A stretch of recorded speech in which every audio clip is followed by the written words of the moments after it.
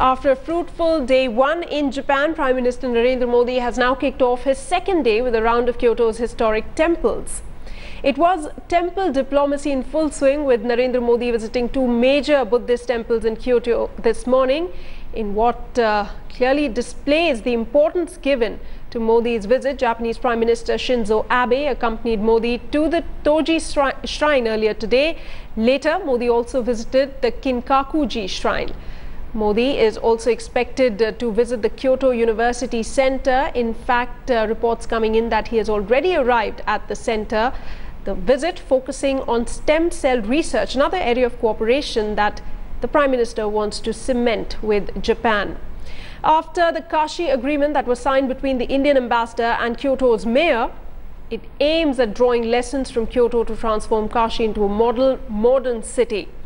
Meanwhile, the Prime Minister's visit to the Toji Temple and now another temple talks of the symbolism that is attached to his 5-day tour.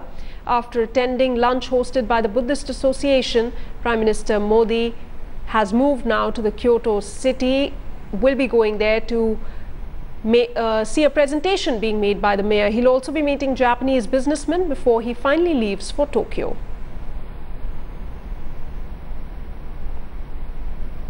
The Kyoto leg of Prime Minister Narendra Modi's journey was high on symbolism. Prime Minister Narendra Modi's effort is to link Kyoto and Kashi, India and Japan, socially and culturally. There are lessons to be learnt in Kyoto to be implemented in Kashi.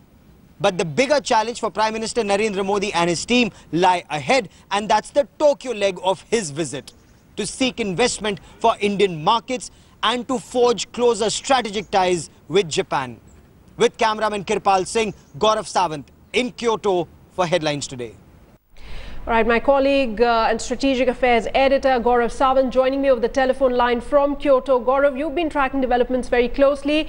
In a nutshell, wrap up the symbolic, part, the symbolism that was attached to the Kyoto visit, how it went, and now the focus clearly shifting to the business and strategy part.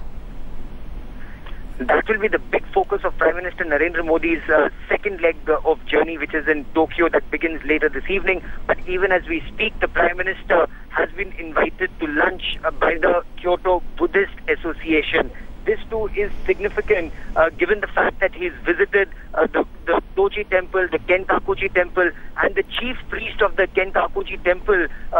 When Prime Minister Narendra Modi met him, this 83-year-old chief priest, his name is Mori, and in a lighter vein, Prime Minister Modi said, "You are Mori, I am Modi." And that instantly broke the ice between the two. They had a discussion on the significance of the Kinkakuji Temple, the Buddhist relics that are there at the temple, and how India and Japan can play a big role in people-to-people contact. Buddhist pilgrims and tourists coming here for pilgrimage, and that is something that both hope to intensify in the times to come. Absolutely, Gaurav. And, already what the Prime Minister is going to bring back is his vision for Kashi, that crucial agreement, that's there, the Kashi to Kyoto agreement. He is now looking at transforming Kashi into what Kyoto is. That means, it is a modern city, but keeping the historic, the symbolic part very much intact.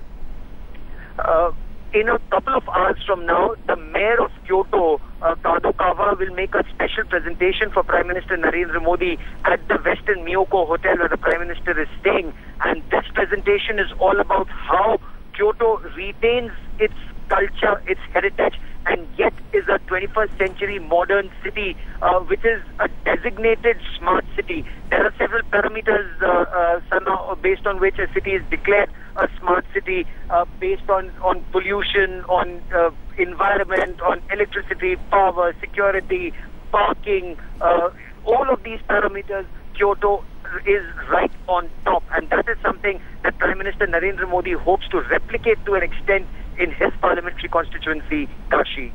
Absolutely. Gaurav Sawant, thanks so much for joining us. We will, of course, we'll be keeping in touch with you over the next few hours until the Prime Minister finally embarks for Tokyo from Kyoto. Thanks so much for joining us with those inputs.